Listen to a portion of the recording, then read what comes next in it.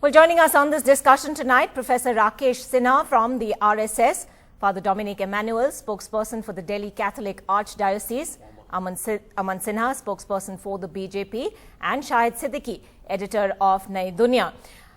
I want to begin straight away and come to you, Professor Rakesh Sinha. Does the RSS in fact believe that India needs an anti-conversion law? And if such a law is indeed enacted, why would it not apply equally to these so-called Ghar Wapsi ceremonies which are carried out by groups affiliated to the RSS? Ankita ji, I will start with three stages in this narrative. It is not the first time Mohan Bhagwat ji began this narrative. In 1956-57, when there was a communist government in Kerala, and the Christian community opposed the new education policy of the Namudripat government, then the B.T. Ranadive, the very important leader of the Marxist Communist Party, said the Catholics are the part of the world reaction. Number two, second stage was 1956-57. I was just listening to Digvijay Singh. It was the Pandit Nehru's government who banned RSS. And there was a Congress government in the Madhya Pradesh, and they constituted the Niyogi Commission. And Niyogi Commission came with a unambiguous report against the Christian missionaries. There should be a fundamental difference between Christian community and missionary activities. RSS makes a difference between the two. We are not opposed to the Christian community, Christian faith or the Christianity. We are opposed to the missionary activities. Third stage is very important here to be noted. It was the Janata Party government in 1977. In 1978, O.P. Tyagi has presented a private member bill for an anti-conversion law. Then Mother Teresa came and opposed this. She wrote a letter to Prime Minister Morarji Desai. Morarji Desai, in his reply on 21st April 1979, said that philanthropic activities and the conversion cannot go together. So Mohan Bhagwatji's narrative is just to have a national debate. But unfortunately, the discourse owners, powerful discourse owners of this country, has presented that as if RSS wants to change the constitution. RSS wants to victimize the minority community. Let me just take this across to Father Dominic. In fact, the RSS seems to be making a very clear distinction between conversions as carried out by Christian missionaries, Christian organizations, and these so-called reconversions or Ghar Wapsi ceremonies that groups affiliated to them are carrying out. If an anti-conversion bill comes out, is in fact enacted, which would be a law against all forcible religious conversions, and I make that point very categorically, forcible religious conversions, which applies to all communities, why should this not be an apt or appropriate solution? Yeah. First of all, I am not currently the spokesperson of Delhi RSS, former spokesperson, and I am editor now, the word among us. So that's one thing. Actually, as has been already explained, the Constitution forbids, and so does the Catholic Church clearly, forbids forceful conversion, and nobody accepts forceful conversion, and there cannot be, that's a paradox actually. It's an oxymoron that you call somebody forceful conversion. How can you can force somebody to change his shirt, you can force somebody to shave his head. Can you force somebody to change his mind? But if how do they change his? What is the objection to an anti-conversion law? But why? Because this is a secular country and the Article 25 of the Constitution, and let me tell you that this has been hotly debated already both in the Constituent Assembly, and as Sardar Patel has said that there were actually 3 subcommittees which discussed this. And in 1955, again they tried to bring this law, and Pandit Jawaharlal Nehru, the then Prime Minister, said that this has been sufficiently discussed. 3 subcommittees have discussed it in the Constituent Assembly. So there is no need, and he added one thing, that this will only give further handle to make trouble people. And last thing I want to say, without these laws, there is already a harassment of the Christian missionaries in remote areas. So this will give them a chance to harass all the more. Okay, another stick to beat missionaries with. Before I come back to you, Professor Rakesh, and I just want to bring in Aman Sinha also. Since the point about Article 25(1) of the Indian Constitution has come up, let's also reflect upon the fact that the Supreme Court makes a distinction between freedom of religion, not freedom to convert. It's already talked about how the word propagate in Article 25(1) of the Indian Constitution does not give the right to convert another person to one's own religion, but it does give the freedom to transmit or spread one's religion.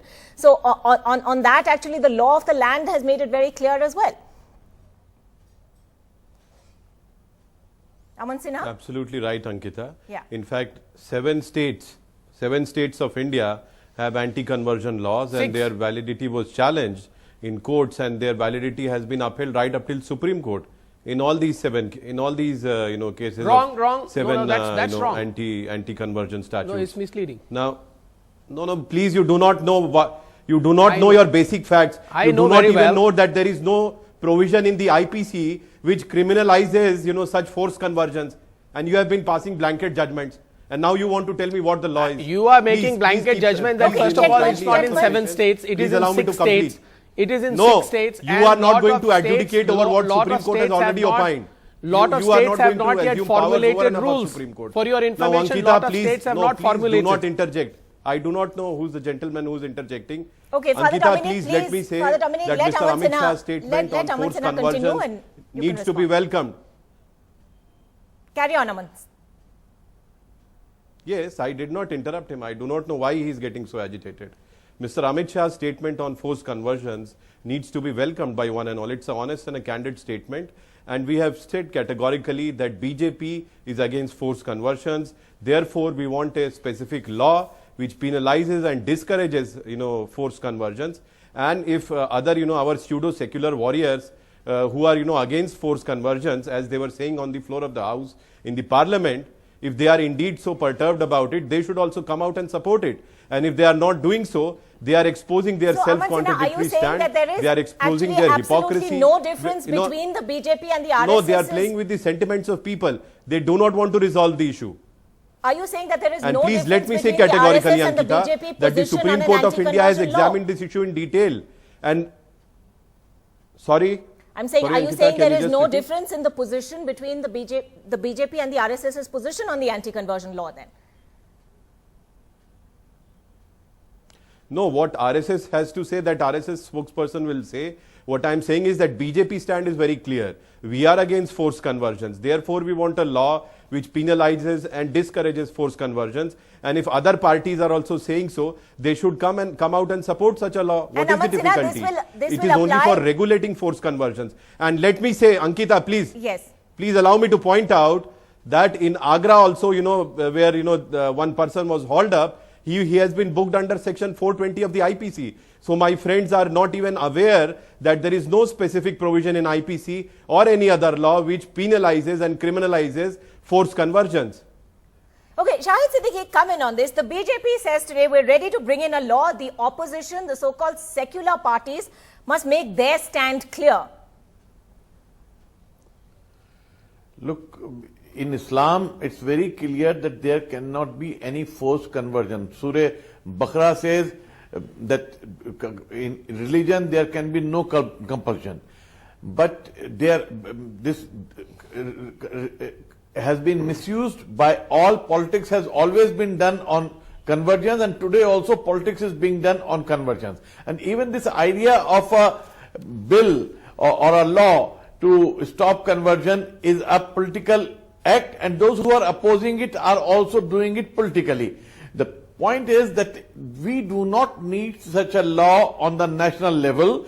Even if we take Justice A&A's judgment, then it was talking about law and order situation emerging in any state, and law and order is a state subject, and states can make laws, and states have made laws. That you do not need a national law on this subject. If some state feels that there can be a law and order situation, then they can enact a law. But it is only about law and order situation. It's not about judging whether the conversion is forced or it is because of enticement or any other reason. It's a very personal act. Father Dominic. Shahid Bhai, I fully agree with collective conversions should not be allowed, because conversion has to be an individual act, and it is based on fundamental human rights given by the United Nations and our Constitution. I fully agree with you, and I fully agree with everyone. But what about those people who are taking law into their own hands? That they go and beat up when a pastor is organizing a prayer meeting. They simply assume and presume that this prayer meeting, they are sitting in their house and praying. No. They go and get beaten up. Father, that is not about conversion. You see, so many communal riots take place and people are killed in the name of religion. But that has nothing to do with as I said, lot of politics is being played, and politics, religion has become a tool in the hands of politicians, and they are doing it in every possible way. Even secularism has become a tool in the hands of politicians to befool the minorities. Okay, Rakesh Sinha, comment on this. Isn't it doublespeak for, in fact, I want Aman Sinha also to respond to this. We heard Amit Shah talk about not commenting on the RSS chief's very strong defense of the Sangh Parivar's reconversion campaign, and yet say, we're ready to bring in a law. Isn't that doublespeak? Aman Sinha. No, there is no doublespeak at all, because BJP has said categorically that we are against forced conversions. If anybody voluntarily out of his own choice wants to convert, it is his own individual decision. There is, a political party need not hold an opinion for that. However, the fact of the matter is that forced conversions and, conversion through allurement, it's a historical fact, have been going on for centuries and decades. And therefore, and please let me also point out, Ankita, that this debate was started by our opposition parties. They demanded a debate on forced conversions. And after government, in order to resolve the issue, came out in open and said that we can consider anti-conversion law, they took an absolutely contradictory stand. So their hypocrisy is exposed before the whole nation, Ankita. They just want to play politics over it. They don't want to resolve the issue. They are just playing with the sentiments of the people. Aman Sinha ji, you are saying that it has been going on for centuries and for decades. Could you please explain to me and to our listeners as to why over the last 4 decades, the number of Christians in this country has gone down from 2.6% to 2.33% in the 2001 census, considering that this is a poor country, and if the missionaries are alluring the poor and using fraudulent means. Can you give me one simple, logical answer to that, please? No, today we are debating on conversion. And let us try to focus on that. If you want a separate now debate you want on to this focus issue, I have on no that. problem. But you made the allegation. You made the allegation. We would like Christian, we would like our Christian brothers. We want our Muslim brothers to flourish and progress and develop. That is not the point in issue. The point in issue is that if somebody is forcibly trying to convert, should we not make it illegal?